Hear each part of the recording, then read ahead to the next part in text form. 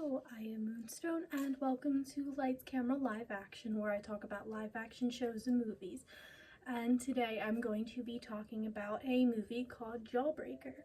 I discovered Jawbreaker all on my own. It was recommended to me after I got done watching The Heathers for the first time. So let's get into it.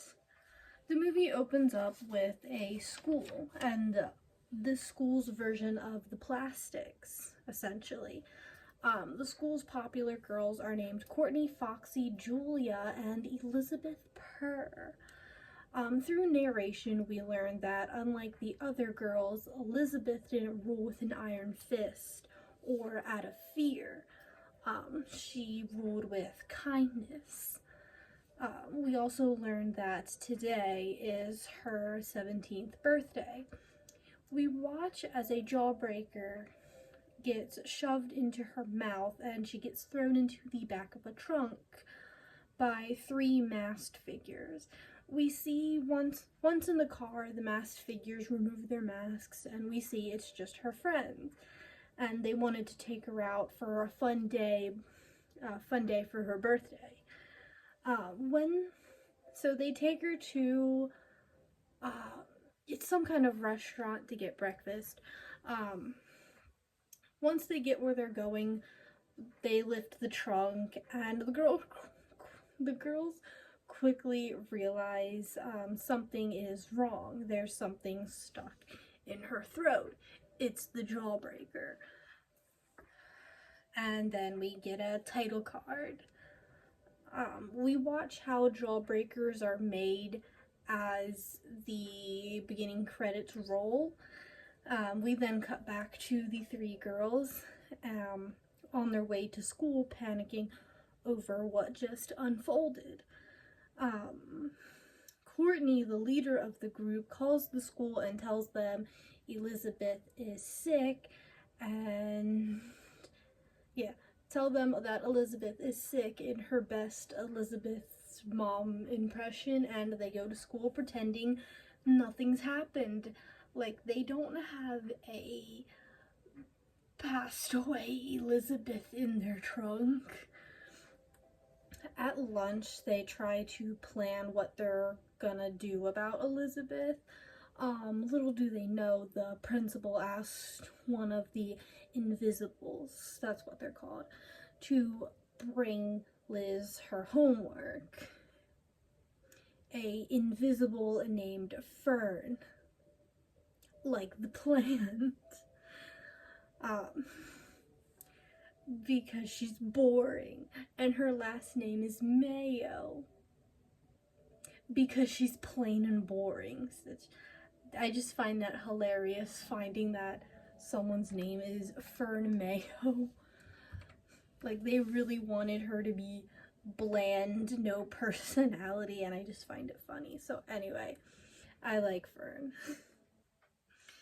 And I also like the way her and the principal talk to each other. It's very neurodivergent, and I feel like this is how I sound talking to my friends. Like, I feel like this is how, when me and my friends talk to each other, this is how neurotypicals look at us. So anyway, the three girls beat Fern to Liz's house. They take Liz upstairs and begin setting the scene. Fern does end up seeing what the girls were up to. Courtney tries to use her power of intimidation to scare Fern into silence.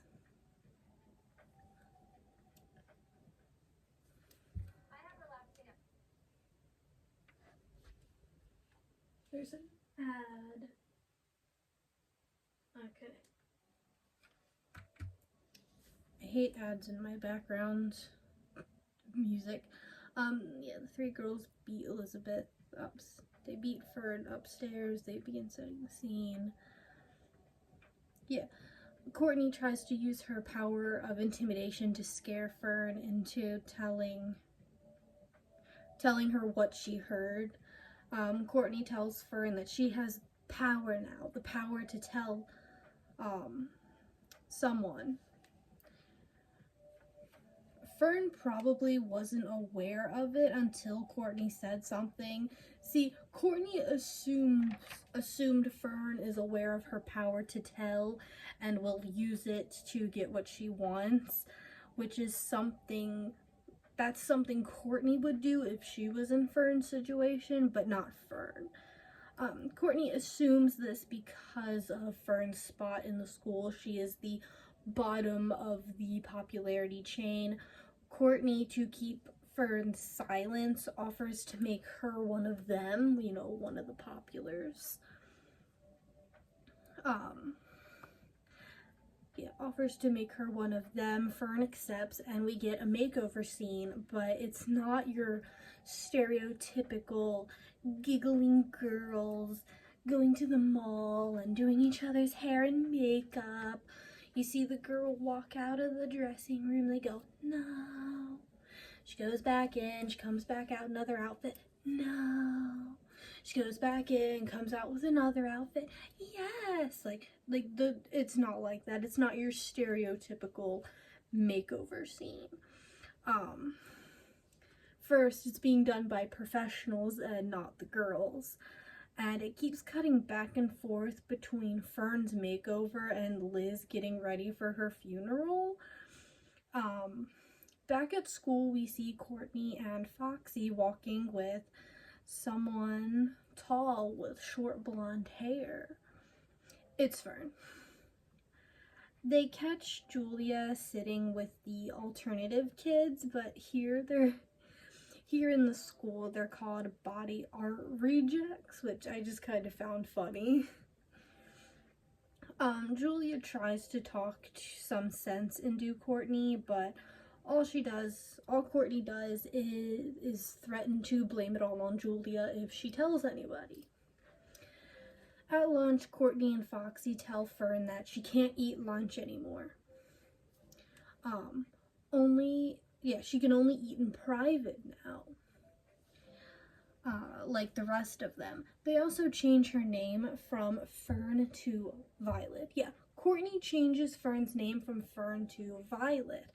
And she says Fern is a boring plant and she wanted Fern to be a flower. And she didn't want to choose Rose because it was too stereotypical. Like, it was too basic. It's too common. So she chose the word Violet. But if you look at what Courtney's wearing, she's wearing Violet.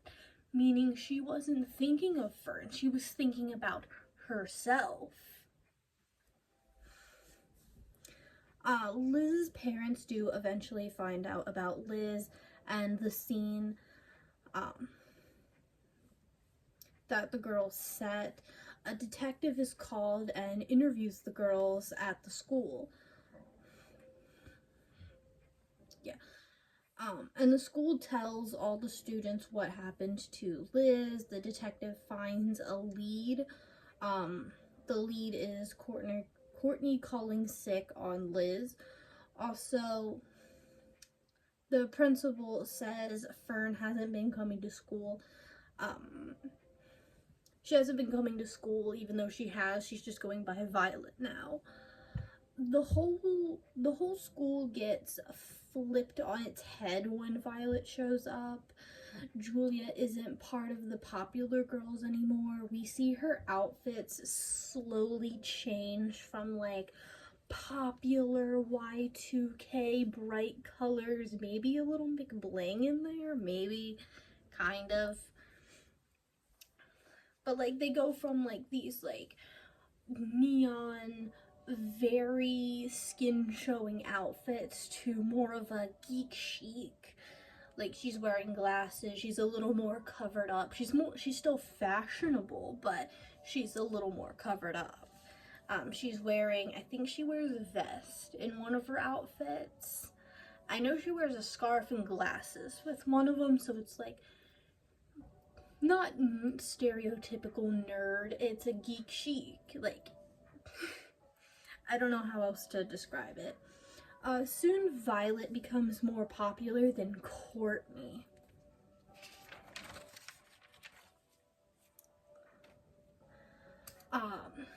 Violet becoming more popular than Courtney. Now she is Courtney's best friend and worst enemy. Meanwhile, Julia gets close to a boy.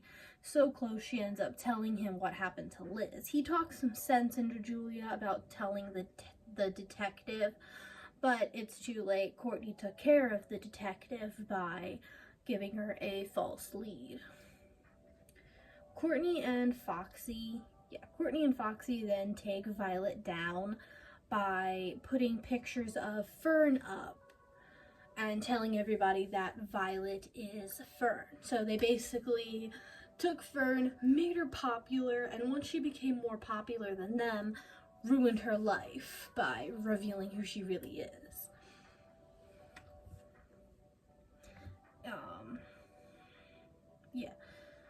Telling the whole school that Violet is just boring old nobody Fern. The school turns on Fern with only Julia there to catch her. The movie ends like how all teen movies end, at prom, hence why I'm a little fancied up, and I picked the purple dress because Violet.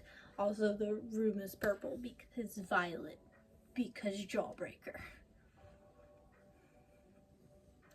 But Julia found evidence through a recording talking card that you push the button and it records whatever you're saying. And it recorded Courtney's confession.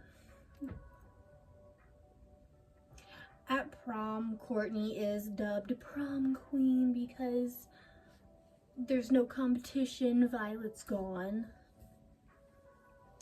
As she's on stage, her mic cuts out and her confession can be heard over the speakers.